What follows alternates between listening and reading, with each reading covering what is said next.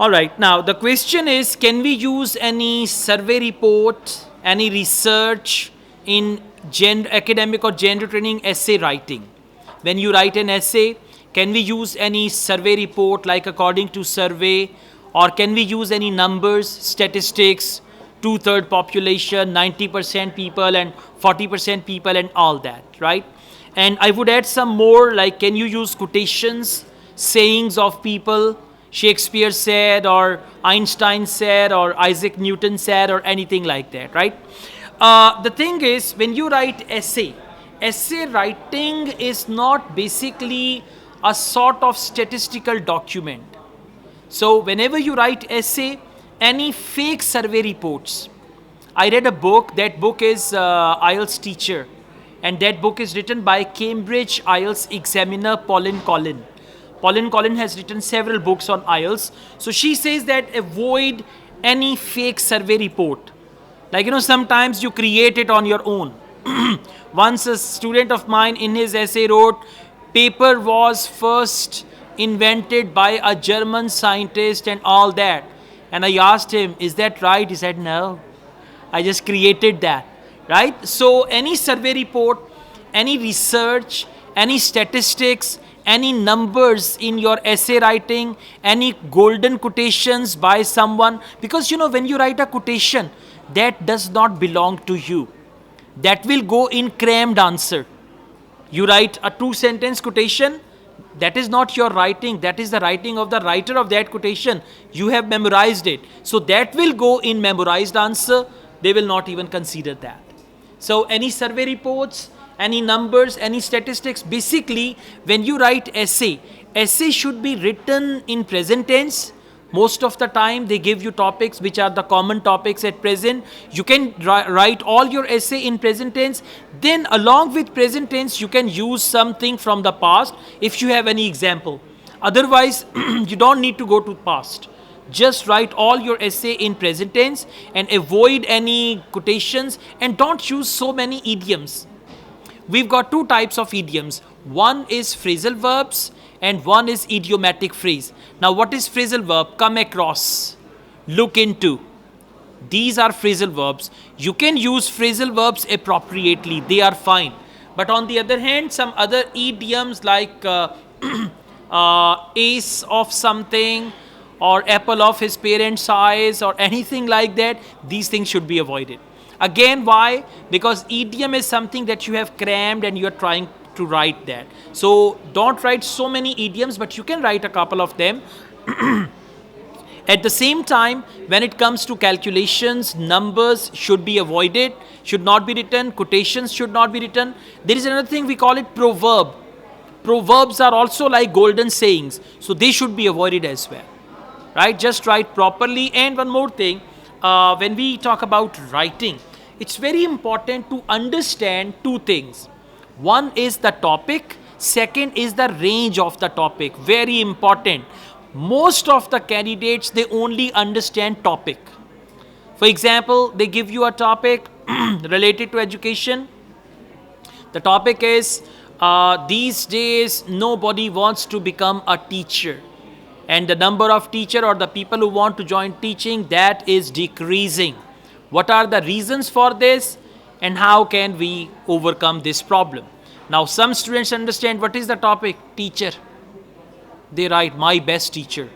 My best teacher is this and that. Now first thing is, you should see the essay type is problem solution essay. Then the topic is people don't want to become teachers. The range is reasons why, and then the solution. So once you know the topic and the range of the topic, that this is what I have to cover. If I go beyond this level, my answer is going to be out of that task response, then you'll be able to write it. And most of the time, in essay writing, students write irrelevant to the topic. Why? They pick up one word. Now, for example, ban on smoking at public places. Ban on smoking at public places. Students take it as a topic like smoking. And they write smoking is injurious to health, lungs cancer, this and that and all that. That's not the topic. Topic is smoking, but the range of the topic is ban on smoking at public places. So you should understand the topic and the range of the topic so that you don't end up writing something which is irrelevant to the topic. And for that, you should try to read sample answers. As many sample answers as possible, because then you'll be crystal clear. The topic is there, sample answer is there. Now you can see, okay, if the topic is like this, I'll have to write it like that. Okay, so no calculations, no surveys, no numbers like that, and don't even use contractions like don't, doesn't, shouldn't, haven't, hasn't, wanna, gonna. Don't use these contractions as well. Mainly try to focus compound sentences. Don't even use simple sentences. Yeah, if you want to get 5 band, use simple sentences, no problem. You can say, I have a car, it has 4 wheels, it is very nice, I drive my car every day. My father gifted this car to me, I love my car, I wash it on Sunday. No connection, right? But if you say, I have a car which was gifted to me by my father, therefore I love my car very much, it's a compound sentence. Plan for 7 band. Right? I often drive my car, but especially on Sunday, I go out on a long drive with my father. Something like that. So you're connecting your ideas. So try to feel the difference. I have a car, it is very beautiful, its color is red, it has 4 wheels and all that. That is going to be planned for low band score. So always remember 3 C's for writing. C number 1, compound sentences. C number 2, complex sentences. Now you are not supposed to write so many complex sentences. In one essay, one body paragraph, you can write 1 complex sentence, other compound sentences. Right? 1 complex sentence so that you tell the examiner, I know this thing as well. And when you're giving examples, especially for examples, you can use conditional sentences. So compound, complex and conditional, and that is going to be fine, and avoid any simple sentences there. Conditional sentences will be in future, like if there will be this, then Exactly, the first conditional. I just have to read 1 to 2 examples. I couldn't read like there was my friend, she did this and that. Like if I didn't write about survey or numbers, then which example should I? Listen, we use conditional sentences when you want to give example. When it comes to giving examples in Ielts writing, always remember, don't give personal example. They say in the topic, you can quote some personal examples from your knowledge or experience and all that. Don't give any personal examples. What are personal examples? My younger brother, my neighbor, my uncle. These are personal examples. Instead of personal examples, it's a good idea to give some general examples. Right? Those examples should be generalized. For example, if I say, for instance, my younger brother is unemployed and he is struggling very hard to find a job, but actually there is no job available for him, so he is disappointed. Essay writing is formal writing. Essay writing is not informal. By writing your personalized things, you're going to make it something like informal. So instead of writing my younger brother, if you say, in third world countries, people are usually jobless. Even if they struggle hard to find a job, sometimes it becomes quite difficult to find an appropriate job for such type of people. Now, when you use people, when you come out of that personalized touch, your essay will sound or look more professional, and that will give you good band score. So whenever you give example, you can create the example. Now, for instance, you say, for example, if you go to a foreign country and you don't know their language, at the end you feel disappointed and you find yourself at the wrong place. This is one example. So you can always create an example, and you can create that example. For example, if you go, you can write some examples with you also. For example, if you plan to go abroad. For example, if young people go to a foreign country, they often find it difficult to cope up with the challenges, something like that. So third person is fine, right, for examples also, and you can quote any generalized example. One more important thing, your IELTS writing tasks will not be marked by local examiners.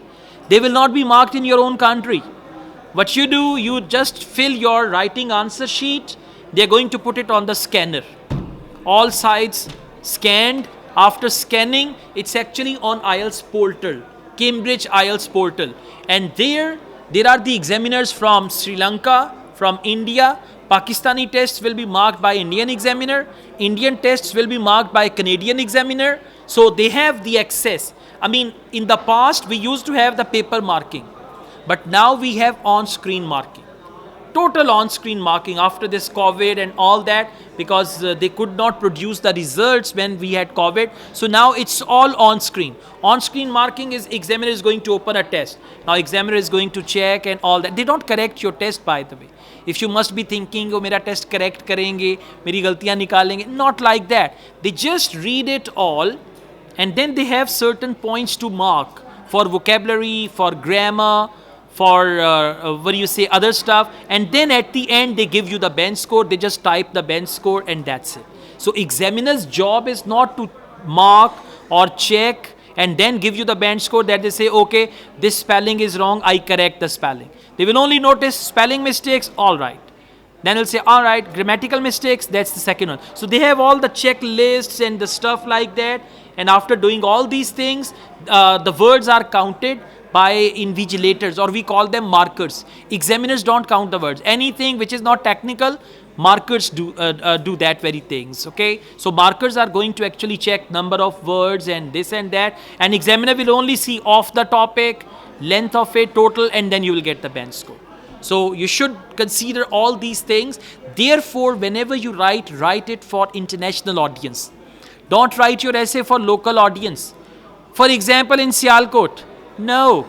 Instead of that, in third world countries, or you can say in developing countries, or instead of Lahore, you can say in London.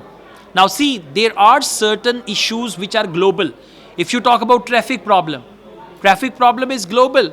Now this pandemic, COVID-19, this is global. So talk about something which is global, because if your test is, for example, you are being marked by a Canadian examiner who's never come to Pakistan, who doesn't know anything about Pakistan, so don't write anything that is only for Pakistanis to understand.